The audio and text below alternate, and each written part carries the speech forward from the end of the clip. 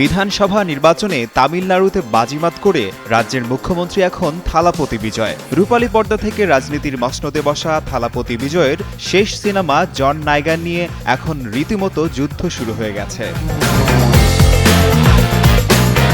চলতি বছরের জানুয়ারি মাসে সিনেমাটি মুক্তি পাওয়ার কথা থাকলেও ভারতের সার্টিফিকেশন বোর্ডের আইনি জটিলতায় তা আটকে যায়, বিতর্ক গড়ায় আদালত পর্যন্ত।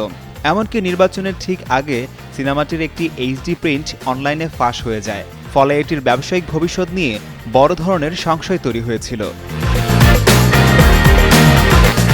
তবে বিজয়ের মুখ্যমন্ত্রী হওয়ার পরই রাতারাতি বদলে গেছে দৃশ্যপট। ভারতের গণমাধ্যম টাইমস অফ ইন্ডিয়ার প্রতিবেদন অনুযায়ী সিনেমাটির ডিজিটাল স্বত্ব বা ওটিটি রাইটস কিনতে এখন শীর্ষস্থানীয় প্ল্যাটফর্মগুলোর মধ্যে রীতিমতো যুদ্ধ শুরু হয়ে গেছে। আর হবেই না বা কেন?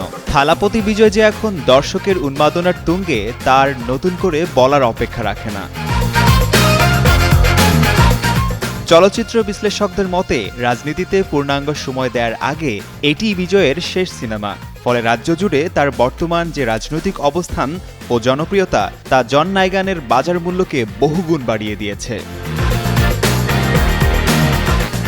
মজার ব্যাপার হলো, নির্বাচনের আগেই সিনেমাটির টাইটেল কার্ডে বিজয়কে সম্মানিত মুখ্যমন্ত্রী হিসেবে উল্লেখ করা হয়েছিল, যা সামাজিক যোগাযোগ মাধ্যমে সে সময় ব্যাপক আলোচনার জন্ম দেয়। এর আগে ওটিটি জায়ান্ট অ্যামাজন প্রাইম ভিডিওর সাথে চুক্তি বাতিল হওয়ার গুঞ্জন উঠলেও পরিস্থিতি এখন সম্পূর্ণ ভিন্ন।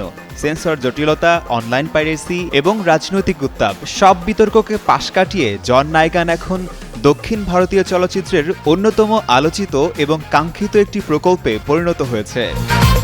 আশিকুর রহমান, যুগান্তর নিউজ।